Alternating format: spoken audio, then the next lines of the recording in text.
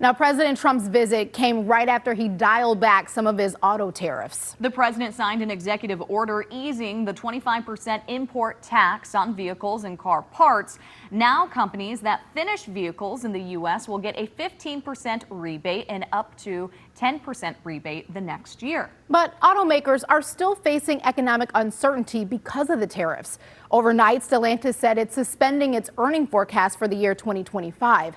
General Motors made that same announcement yesterday. Auto workers have believed these tariffs would help the industry. So how are they reacting to the news this morning? Well, 7 News Detroit reporter Ryan Marshall had a chance to speak with some of those workers overnight from the Warren Truck Assembly Plant. He's joining us now live with what they have to say. Good morning, Ryan. Well, good morning to you, ladies. And I got to tell you, tariffs have been a major concern for a lot of auto workers, including those that were temporarily laid off here at the Warren stamping plant. Overnight reaction, well, it was mixed.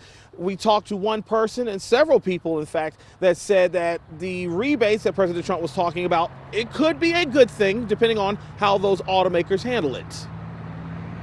President Trump's new executive order scales back tariffs on imported cars and parts and provides up to a 15% rebate to automakers who finish vehicles in the U.S. I spoke to Kelvin Norman overnight. He's a GM auto body worker who says the changes would help save jobs, but... You worry about your job? Sometimes I do worry about the job because I can't really tell where they're going with it, you know? And that's where it worries me more, where it's the miscommunication. Not keeping in contact with us, letting us know what's really going on. The tariff announcement came just before President Trump marked his first 100 days with a rally in Warren Tuesday. Stellantis employees Kim Fenner and Douglas King are UAW members who both attended. It was a long time coming, but tariffs in general are actually the best thing for this country. For a long time, for many, many years, our country has been on the whipping block for other nations. I absolutely support the tariffs. Stellantis is on record saying they were going to ship 80% of their manufacturing to low-cost countries. That would have decimated the company I work for. And while there was celebration inside the rally Tuesday, hundreds gathered outside, calling the last 100 days chaos. He is just cutting from the top to the bottom.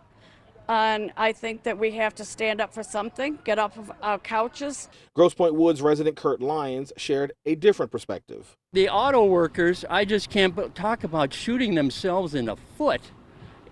Trump is anti-union from the get-go. And he doesn't want these auto workers to make more money.